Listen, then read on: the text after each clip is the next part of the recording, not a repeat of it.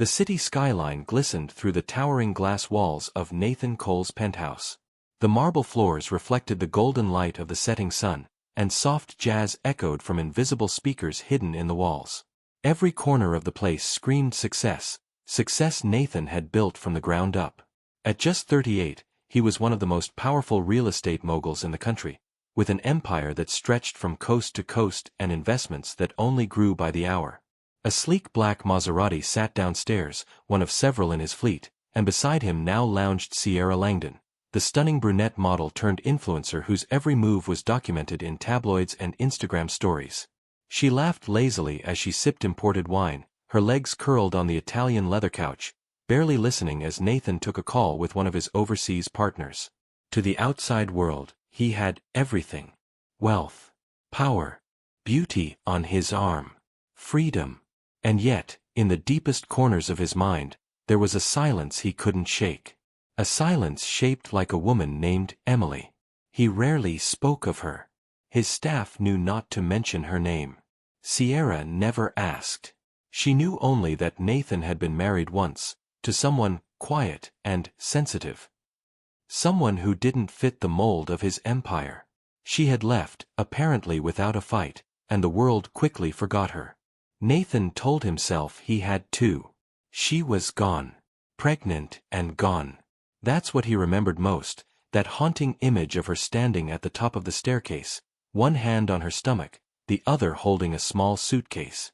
But now, months later, as he swirled the wine in his glass and listened to Sierra hum along to music she didn't understand, a strange hollowness echoed louder than the jazz. The sun rose quietly over the Cole estate, casting soft, golden rays through the vast windows of the master bedroom. Emily sat at the edge of the bed, her hands resting gently on the curve of her belly. The silk sheets behind her were cold, untouched. Nathan hadn't come home that night. Again.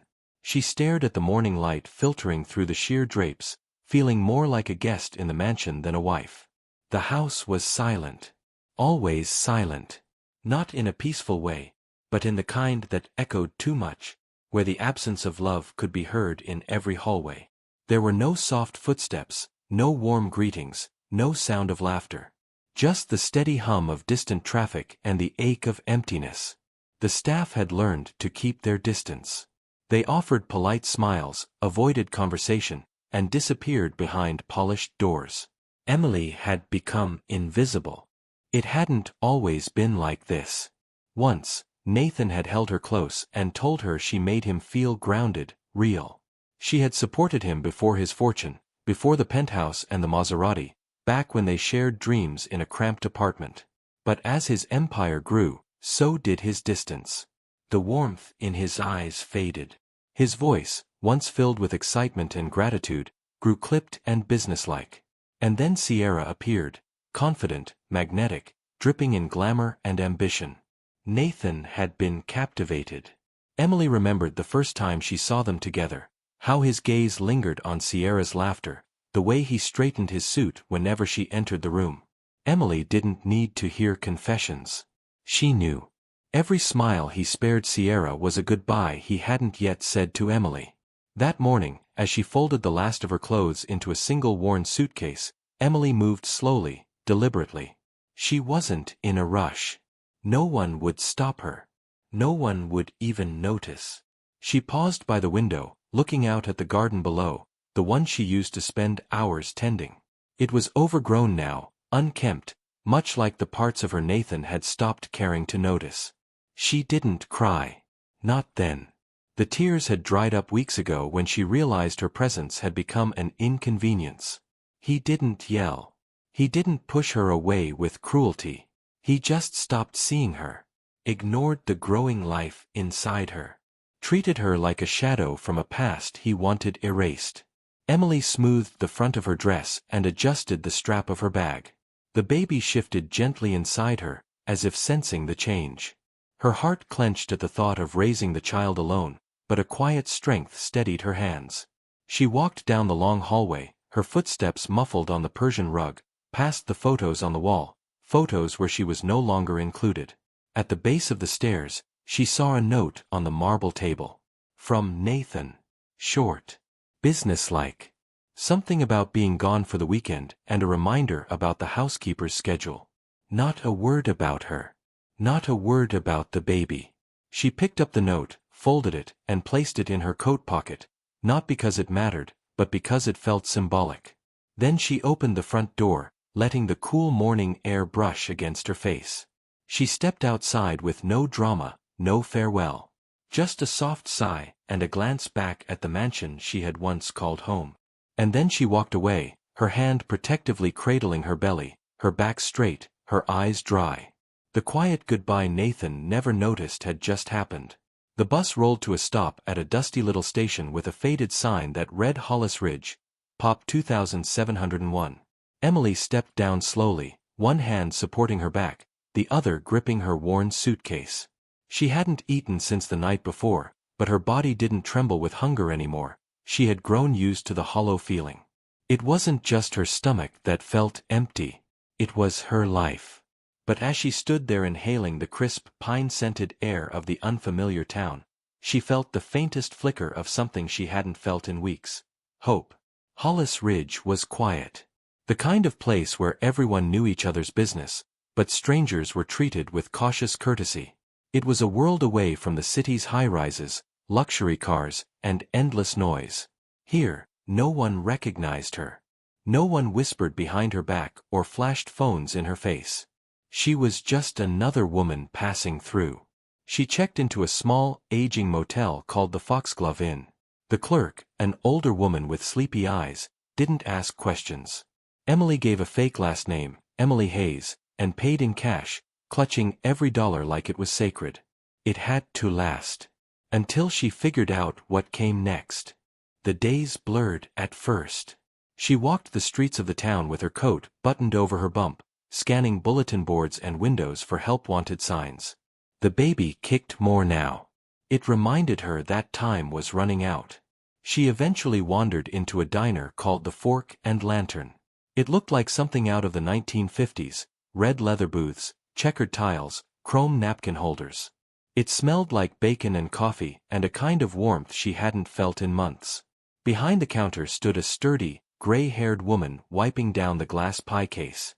"You look like you need a hot meal and a place to sit," the woman said, voice rich with experience. Emily nodded, trying to smile. They didn't talk much during that first meal, just exchanged names. The woman was Martha Dean, the owner and heart of the place. She had run the diner for 30 years and had a gift for reading people. She didn't ask questions about Emily's past.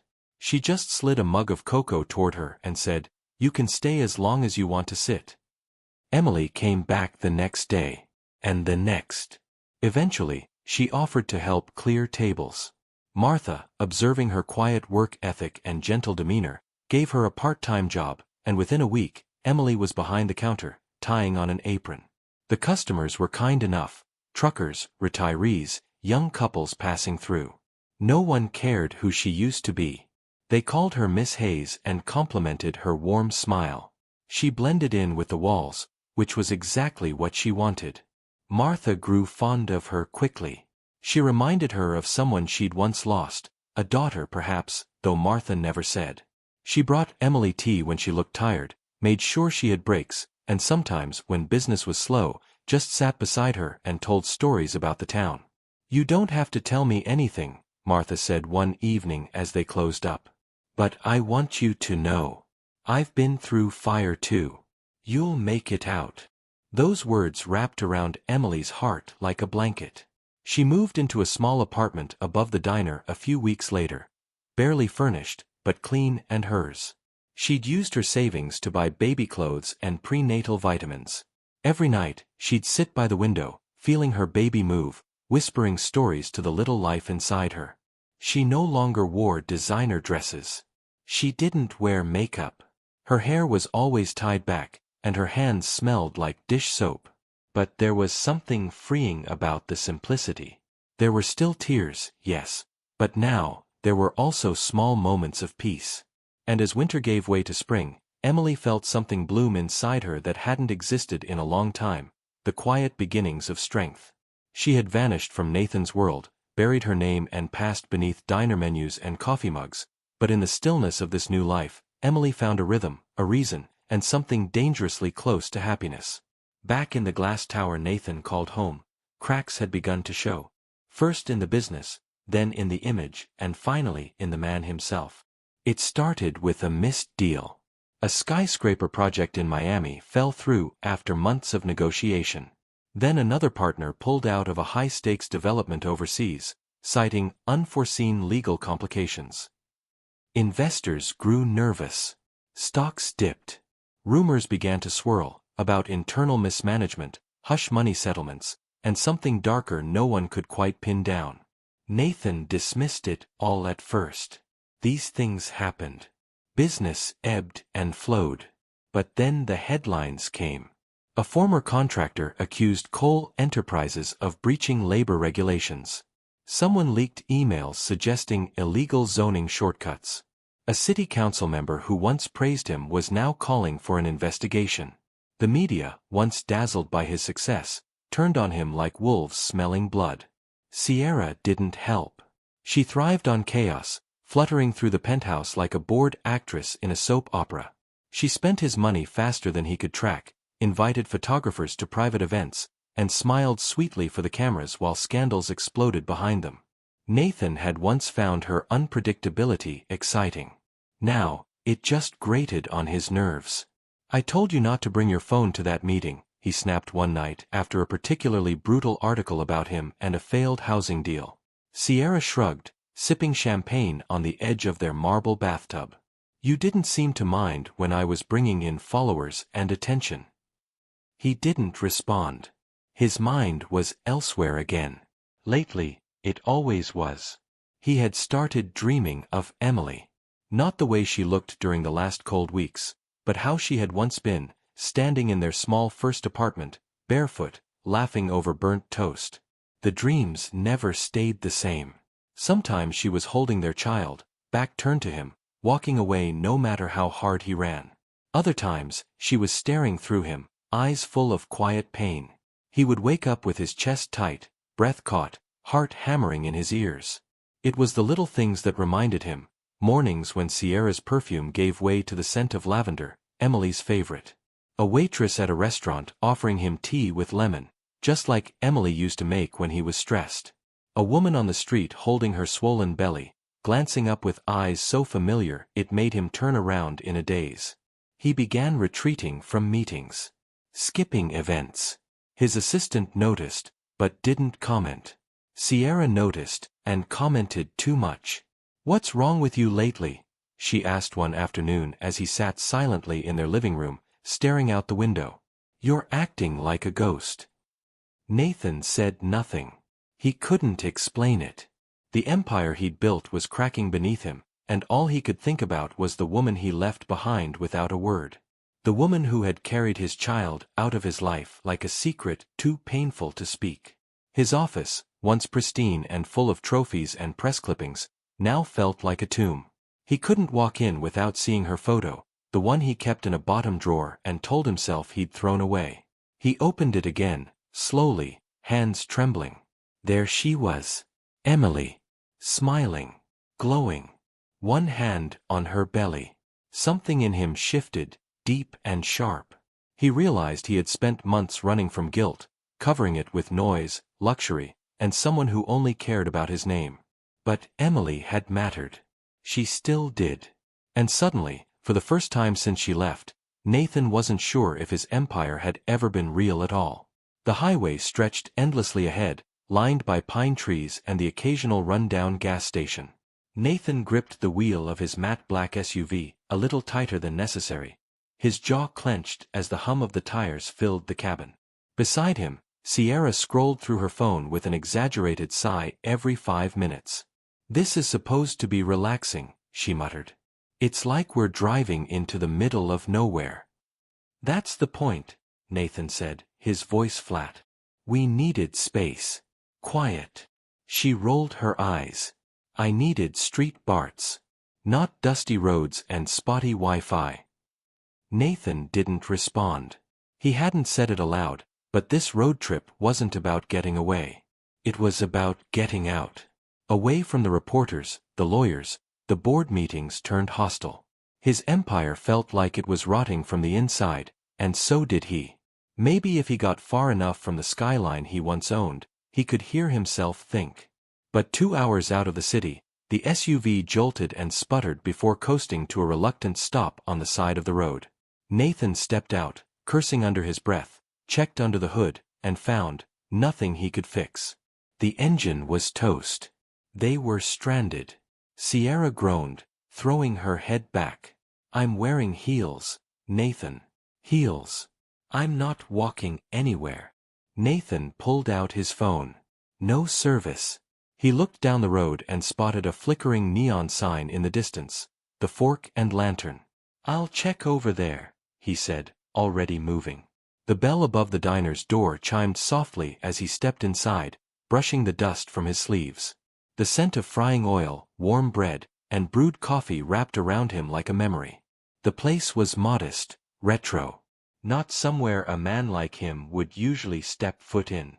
And yet, something pulled at him as he crossed the threshold. He took one more step, and time stopped. Behind the counter, a woman in a pale blue apron leaned over a table, wiping it clean with steady hands. Her hair was pulled into a loose bun.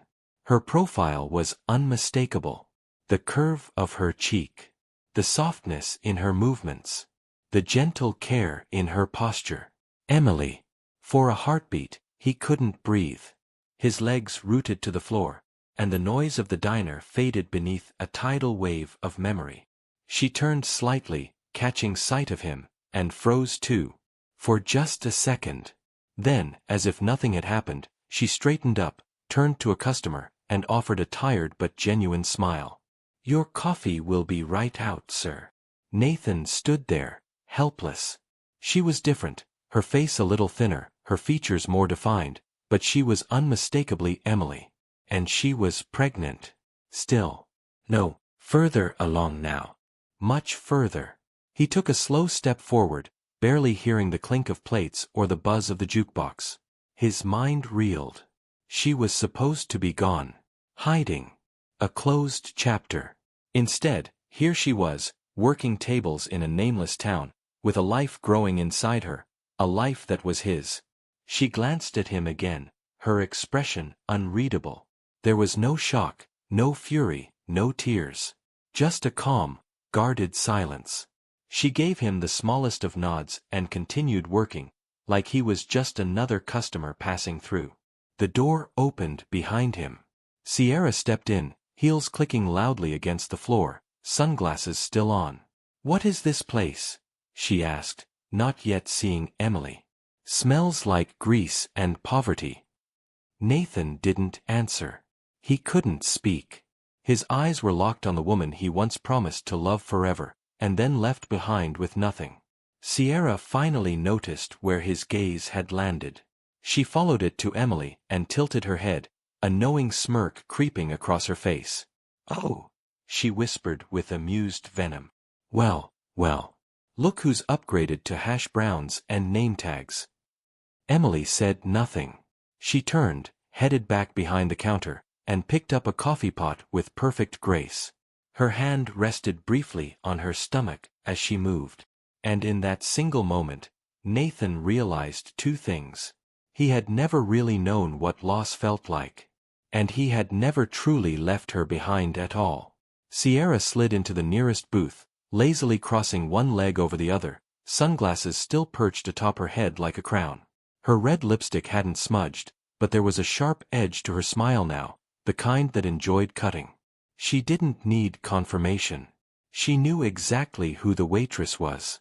The silence in Nathan's face said everything she needed to hear.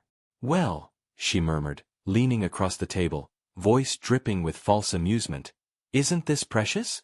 The ex-wife and the secret baby, flipping pancakes." Nathan didn't answer. He stood frozen near the counter, torn between wanting to flee and needing to understand. Emily hadn't spoken a word to him. Hadn't even flinched. Her face was calm, unreadable. Her movements precise. There was no storm in her eyes, no accusations. Just grace, steady, quiet, almost surreal. Sierra watched Nathan with growing irritation. His silence wasn't satisfying the way she had hoped. She had imagined a scandal, a scene, maybe even tears. Instead, the dignified stillness of Emily was unraveling her. "How long do you think she's been hiding out here?" Sierra asked under her breath, her voice pitched just enough for him to hear. "Is this her revenge? Scrubbing plates in some dusty diner while you build skyscrapers?" Nathan finally looked at her. "Stop," he said quietly. Sierra's smile faltered. Emily approached their table with 2 menus in her hand. She didn't rush, didn't tremble. She placed them gently on the table. "Would you like anything to drink while you look?" she asked, her tone polite, professional. Nathan's throat was dry. "Emily." She didn't look at him. "Coffee. Water." The name hung there in the air. The first time he'd said it in months. Maybe a year. "I'll take a cappuccino, if you even do that here," Sierra said with a mocking grin. "We serve drip coffee," Emily replied evenly. "Or tea." Sierra huffed, waving a hand. "Fine. Whatever the locals drink." Emily nodded once, then turned away without another word. Nathan watched her go, his eyes lingering on the soft sway of her dress, the hand that now and then rested protectively over her stomach. There was something sacred in the way she moved, and it crushed him. She didn't want a confrontation. She didn't want an apology. She had already closed the door. "She's really going to pretend we don't exist?" Sierra muttered. "God, that's rich. She must be fuming on the inside. Look at her trying to act all serene." But Nathan wasn't listening. His chest ached in a way he hadn't expected. Emily hadn't come undone. She hadn't raised her voice or demanded anything. She'd simply stepped aside and kept her dignity intact. And somehow, that wounded him more than rage ever could. Sierra drummed her nails on the table. "Honestly, I thought she'd be, I don't know, fatter.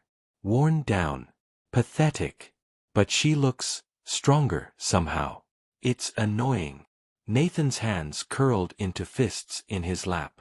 "You left this," Sierra added, her voice edged with disbelief and jealousy. Across the room, Emily served another customer, exchanging warm words with an elderly man in flannel. Her eyes never drifted back to Nathan. She wasn't performing. She wasn't pretending.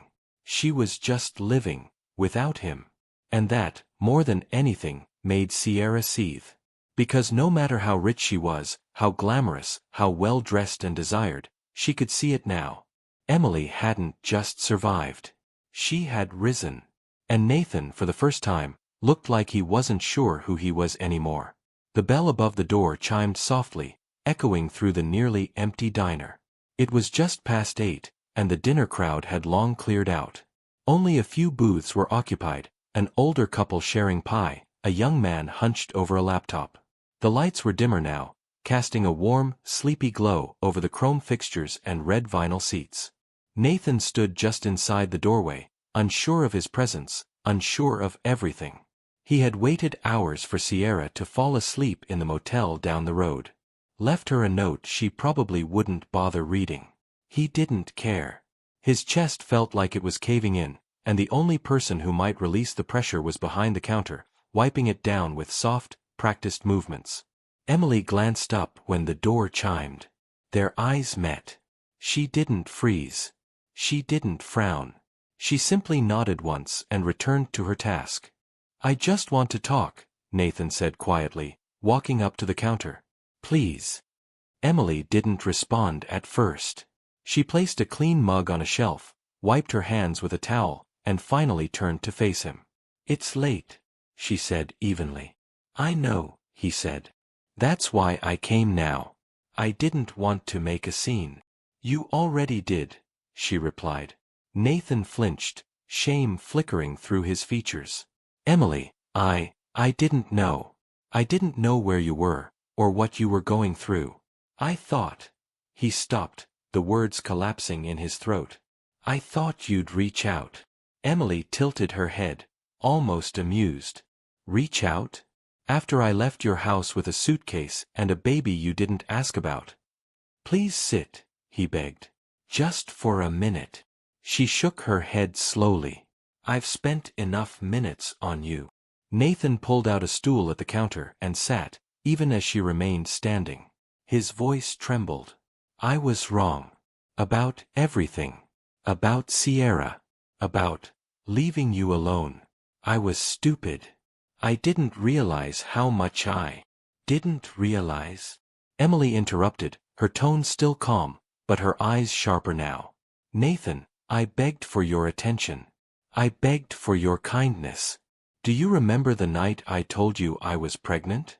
You looked at your phone. He opened his mouth, then closed it. You started going on trips with her a week later, she said, voice barely above a whisper. You stopped coming home. You stopped calling me by name. You stopped seeing me. I was invisible in that house, your house, carrying your child. Do you know how that feels? Nathan's eyes brimmed with guilt. I never meant for it to go that far. Maybe I thought you'd be better off. Better off alone? Hiding in a small town to protect myself from your headlines? Better off wondering if you'd even care if something happened to us. The words hit like a hammer. Nathan swallowed hard. I came to say I'm sorry, he said, voice breaking. Truly.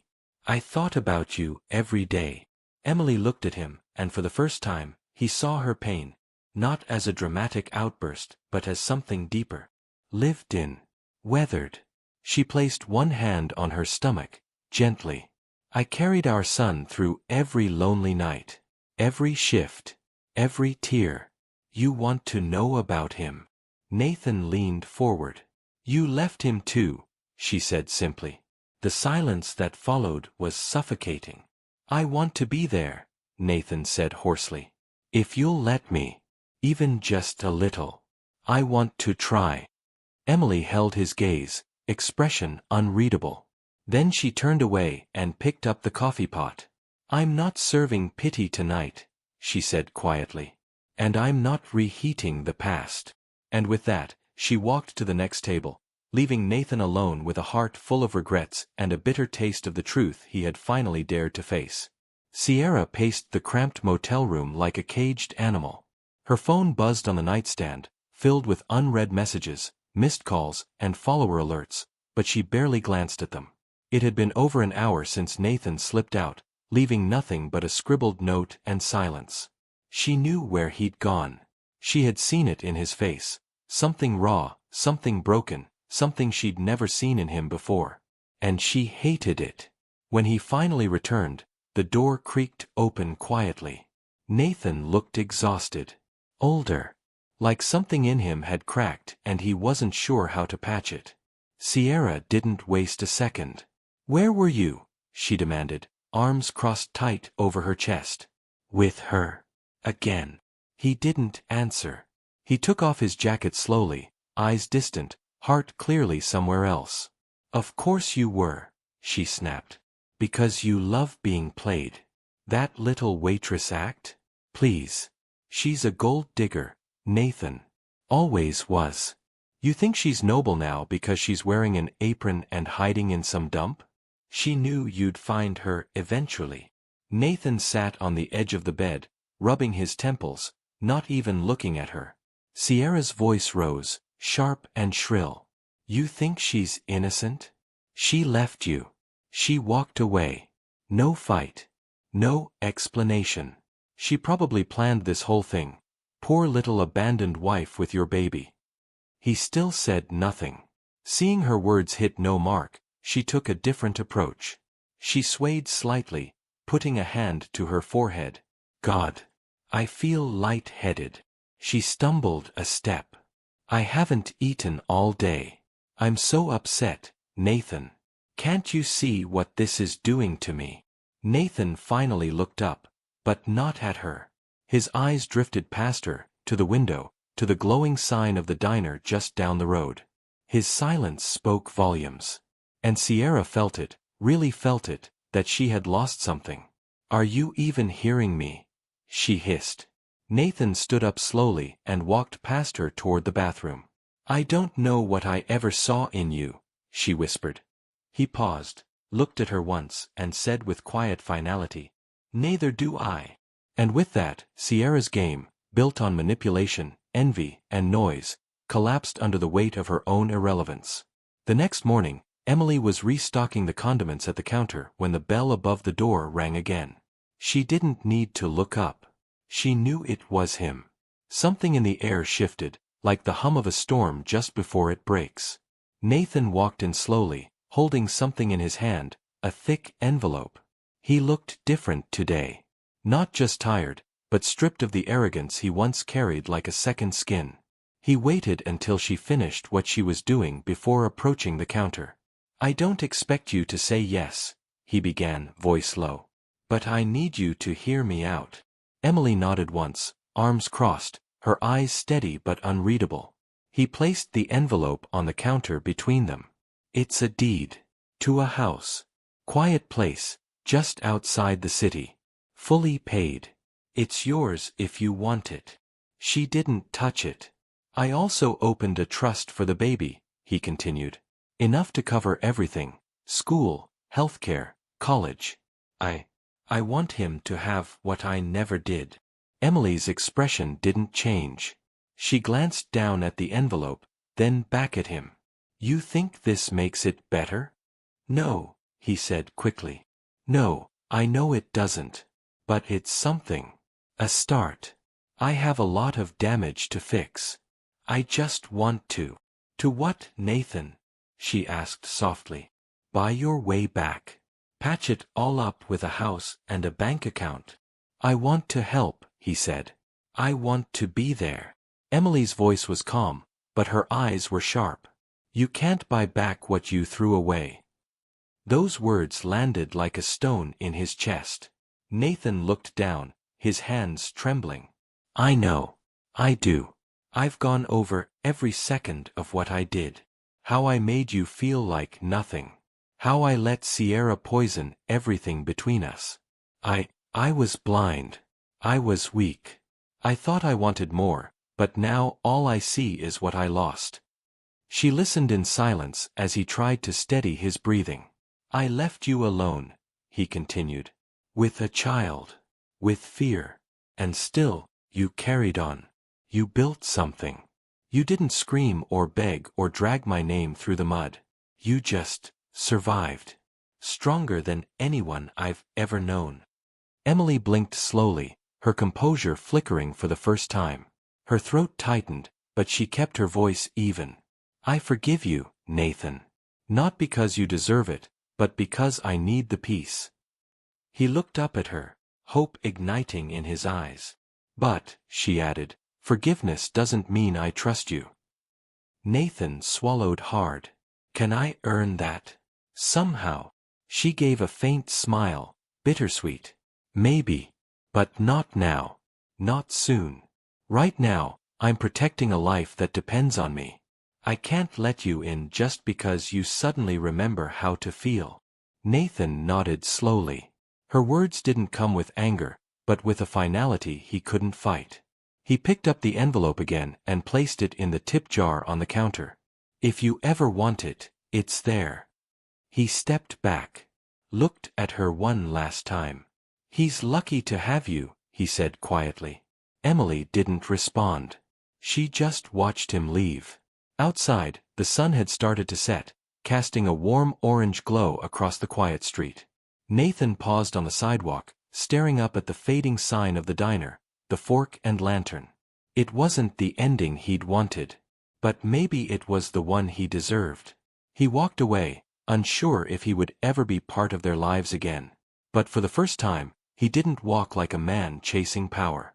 He walked like a man carrying the weight of everything he'd lost.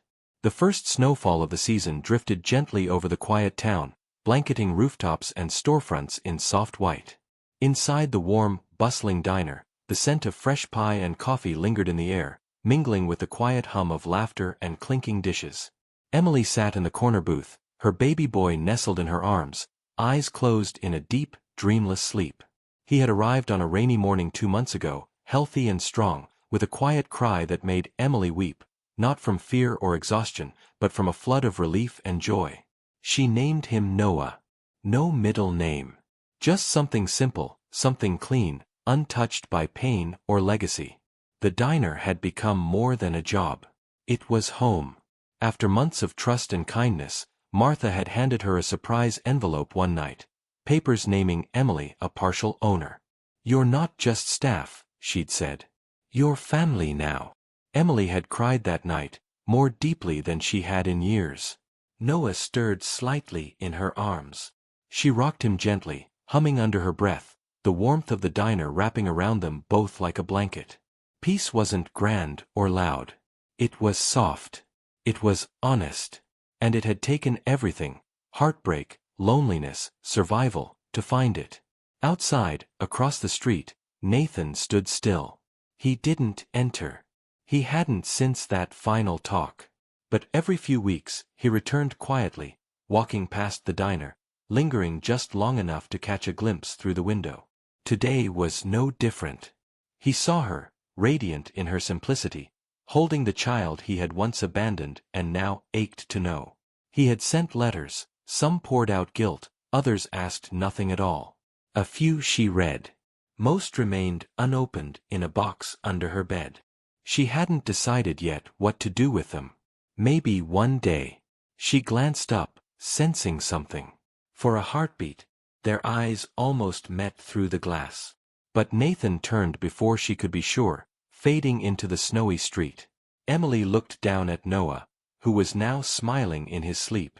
She kissed his forehead and whispered, "We're okay." She lost everything, and found more than he ever gave.